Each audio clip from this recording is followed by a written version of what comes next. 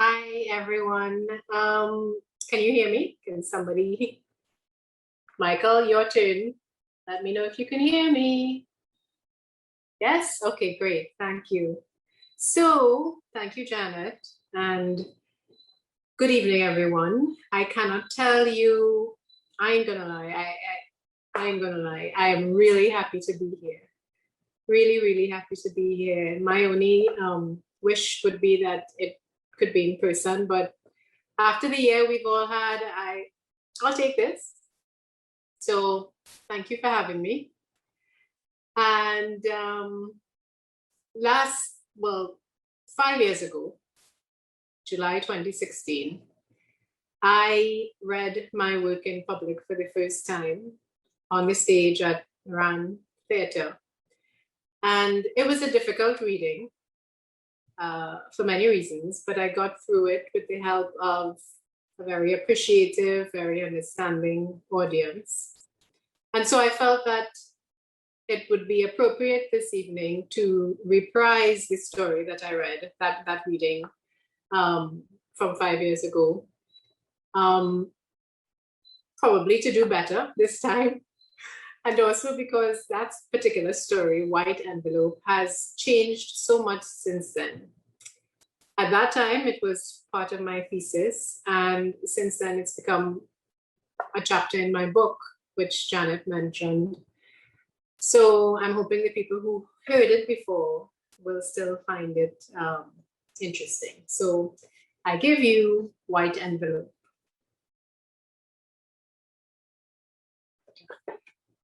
It would help if I would put on my glasses to be able to see. White Envelope. I'm in the kitchen, setting the table, when I hear Mr. H open the front door. I hear when the little metal feet on his briefcase touch the coffee table. I hear the fabric rustle when he passed through the brocade dividing the front room and bedroom. And then I hear the click-clacking when he passed through the beaded curtain into the kitchen. Now he grabbing my waist and biting my neck. "You're good to put in house, girl," he saying, and I giggling. The way I always react whenever he trying to sound like he from round here, from Pleasantview. Still, the moment he mentioned putting me in house, my heart started flapping like a hummingbird wing. I can't wait to tell him the news. My mother say I shouldn't say nothing, but she wrong. She don't know the man like how I know it. I start dishing out the food, and I'm feeling Mr. H eyes following every which way I turn. He love me, I know it. He does always tell me. And I love him too in a kind of way. I mean, it's hard not to feel sorry for him. The poor man been living a lie his whole life, except when he here with me. Early o'clock, he did tell me the whole story about he and his wife, Joan the witch. When he was 20, the marriage get arranged. But because all the money did come from she side, she family treat him like a dog. He stick it out for the children though. And now, the only reason is because he and the witch so tangled up in the cloth business. Divorces are rare in the Syrian community, Mr. H just say. It's simply bad for business. But he's been putting some money away for years now. And one day soon, he should have enough to say fuck it and start a new store and a new life. After all, he's only 59, he always saying. Mr. H come just like me, longing for a new life. Bad, bad, bad. I rest down the spaghetti and ruffle the little semicircle of hair he still have. I watch him make the sign of the cross, and then he start attacking the food. He just come around once or twice a week, and every time I just make sure and cook something from that Italian recipe book. The one I did borrow from work and photocopy after he did say how much he loved pasta. Poor thing. Joan don't cook, and all he does get home is made food. Slapping the plastic tablecloth now, he bawled, "My God, Gail, this bolognese is divine." Then he keep on smiling. and watching me over the wine glass while we're eating. I want to tell him. But I know it's better to wait till he finished the food and the wine and he in a nice, mellow mood. You're really improving with those, the cutlery, he say, almost natural. But he don't know how I did beg my friend Crystal to teach me to eat with knife and fork, and how much I just practice when I hear by myself. I want Mr. H to see I could learn new things. I could blend in good with his lifestyle. Just because I start off in Pleasantview don't mean I'm bound to stay here. Now he's swallowing the last mouthful. Well, boy, am I glad I came straight here, he said. I hate keeping all that cash from the store on me, especially in this neck of the woods. But I was starving, and this was excellent, darling. I pour Mr. H a second glass of wine. It's his favorite. The name on a paper in my wallet, just in case I ever have to ask somebody in the grocery. But sometimes, while I'm brushing my teeth, I just pout in the mirror and practice it in a sexy voice. Beaujolais. He loosened his pants button and pushed back from the table. He patted his knee. Come here, he said. That meal deserves a kiss. He licked the last drop of sauce from the crease of his mouth. His tongue and teeth red too, from the wine. And when he flashed a broad smile and pulled me down in his lap, I don't know why, but my mind ran on Dracula. I let Mr. H shift me round to make room for his pot belly. You put it on a little weight, he asked. He did say the same thing last week, but I didn't take the test then.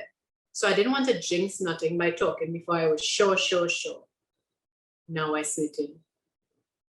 Yeah, I giggle, and it's all your fault.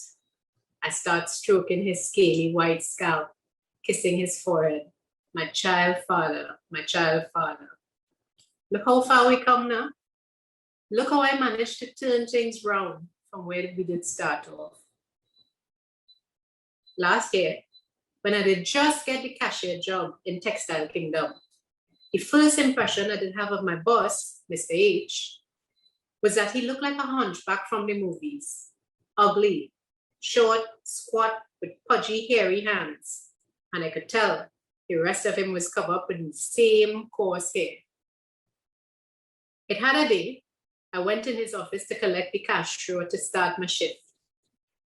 When he grabbed me and pulled me so on top his bulging crotch, I was really surprised. I nearly bawled out. But by the time he wrapped his hand in my hair and dragged my face down to his, I realized what was coming. I let him have my mouth. And when his tarantula-looking hand crawled up under my skirt, although I did stiffen up with fright, I didn't push it away. And when he bent me over the desk, I just bite my lip and grip on the edge till it feel like the skin over my knuckles was busting open. Yes, I small in body, but I bear that man weight and I never flinch.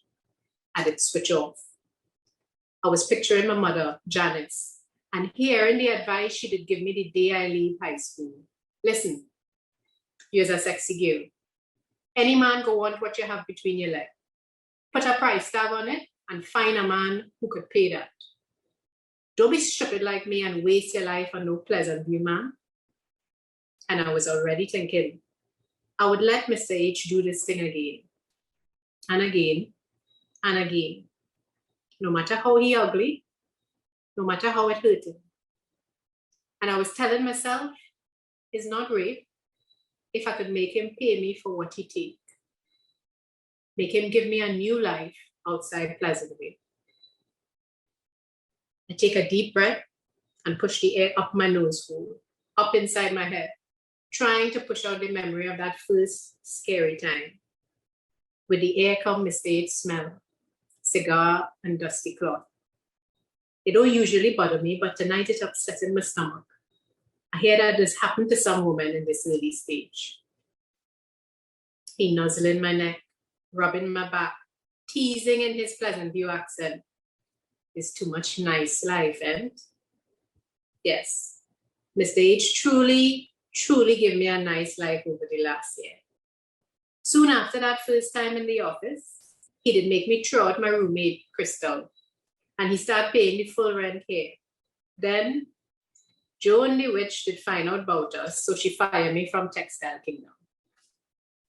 Mr. H lied down next to me that very same night, tracing the star-shaped birthmark on my leg. He said, when I was your age, I wanted to be an architect. I designed my house, you know. For true? It nice, man, I did say. Turning on his elbow and stroking my face, he asked me, what you wanted to be when you were a little girl? A chef, I did say. Yes, I should have guessed. He smiled and said, you do love to cook. 2 days after that talk, Mr. H picked me up. Not in the big Benz that Vishnu the chauffeur does drive, but in the smaller one he does drive himself. And he take me to meet the Wallaces, the people who own the snacket where I work in now. You will be safe with Uncle as your boss, Mr. H did say. He's 80-something, too old to pull at you. But if he does, let me know. For Carnival, Mr. H paraded me like a beauty queen through the VVIP section of almost every big shot party. Then for Easter, we went to that hotel in Tobago where all the foreign white people just go. Parasail, snorkel, man, I do all kind of things Joan the witch never do with the man. I forgot how to feel like this, Mr. H did say when we was walking the beach one evening. She stole my best years, but you, Gail, you've given me back my youth. And for my birthday last month, Mr. H gave me a ring. Custom made by his jeweler, he said. A single garnet solitaire, my birthstone. It looked like the most perfect drop of blood just happened to land on a circle of 24-karat gold.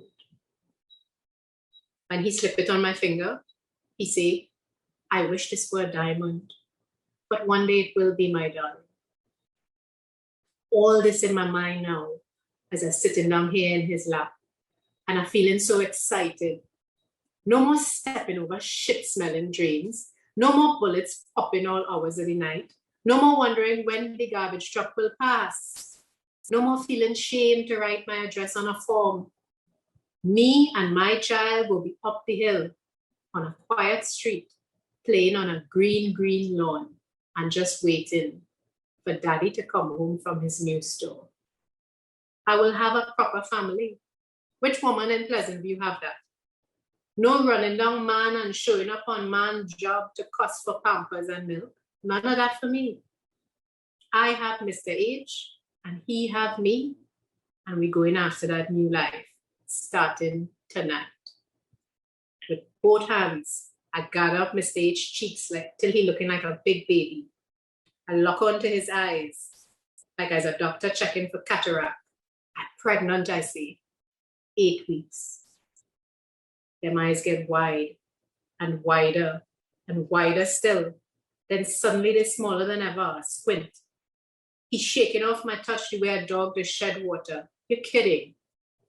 No, I'm very serious. I grinning still, watching him like how people just watch for eclipse. But then Mr. H jump up and start pacing the kitchen, questions clatter in the air like fireworks. When did you find out? Have you been to the doctor? Who have you told besides me? I was expecting this kind of interrogation and walking around like if he named Matlock. Oh God, this man could be so dramatic sometimes. I answer everything, calm with a little smirk, because I know that's his way. He can't listen unless he knows every single detail. Finally, Mr. H stopped wearing out my rubber tiles. Linoleum, he just call it. He sit down, pulling the chair closer till our knees touching. Then he sandwiched my hands as if we pray in the act of contrition, like he did sometimes insist after we done make love. The white, crinkly leather on his face shaping up a smile. In a tender whisper, say, Not to worry, my darling. We'll solve this. I have a guy, best in class. He's quick and discreet. I promise you won't feel a pinch. A cramping start up in my belly. I want to pull away, but Mr. H had my fingers laced up with his. He's saying, I'll even go with you. I'll be right there. The cramping turned into a stabbing, an inside-out stabbing. I understand exactly what the man's saying, but I don't understand why he's saying it. I start crying, and I hear every sentence coming out the same way. But you say, and you say?